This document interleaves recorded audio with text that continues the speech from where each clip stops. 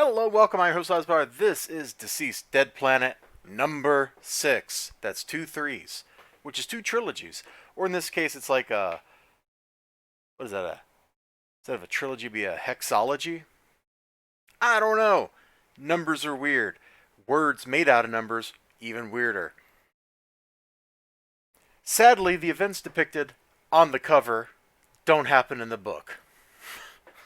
I hate it when they do that, man.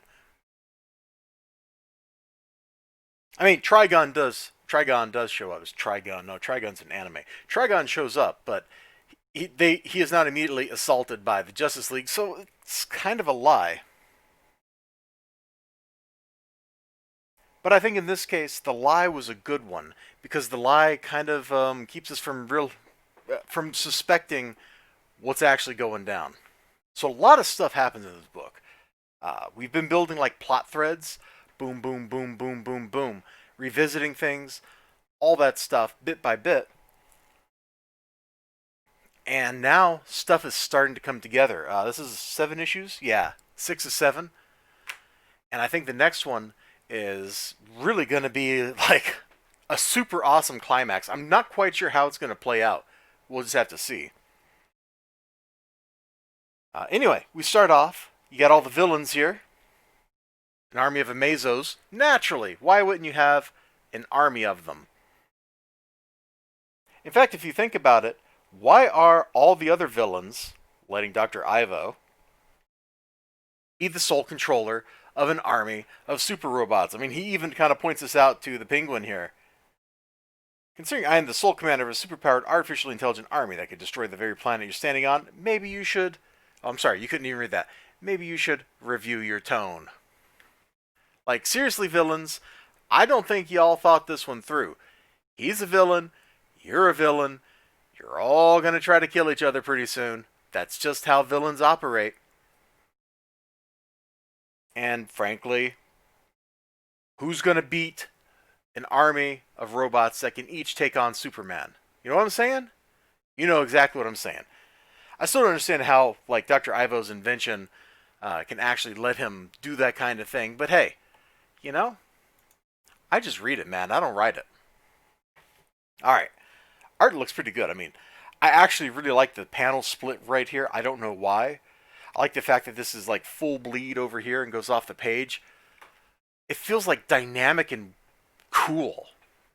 And I dig it. Let me flip ahead a little bit here. We got scheming. So the heroes are like, Cyborg's like, okay, the cure's been decoded. It's in my blood. And then they got to be like, hey, we got to come up with a way to actually get the cure into people, right? I mean, it doesn't do any good if Cyborg is the only cured person. Nope, that don't do any good. So they do that kind of stupid, crazy hero stuff that you get to do when you have unlimited powers. And you just go, oh, hey, wouldn't it be cool if we just stuck all the smart people together into one, like, group mind? And that's what they do. So you're starting with Swamp Thing, Holland. So you got a biologist, a psychiatrist. I don't know if that really counts as a medical degree, but they say doctor of medicine, so who am I to judge? A Flash, magic wisdom, like, come on. I don't think there's really a problem a bunch of hyper accelerated superminds like that can't figure out how to solve, at least if it's in the realm of like medicine or beating someone up, because those are their two, well, okay, I guess, except for detectiving, like, everybody else is either like, you know what I mean, you know what I'm getting at. All right, moving on. There's a great duality here on this page where the heroes and villains are both given speeches. The heroes are like, we can save them. The villains are like, we can kill them. And the villains unleash the Amazo robots on the world before the heroes have even manufactured the cure. Trigon shows up later, doesn't really matter. The Amazos go berserk. I'm not going to show you that whole page. And they try the cure out on somebody, and you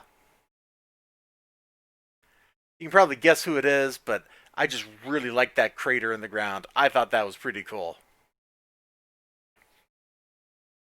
Let's see if I can find a Trigon. I'm looking for him. Man, he's after the staple? He is so after the staple. Ah, there he is, erupting. Booyah! Now, there's a whole lot of stuff in that secret room in Dr. Fate's tower that John Constantine has that goes down. And a lot of crazy, crazy shenanigans. Like, stuff that if I told you, you'd go, that's stupid.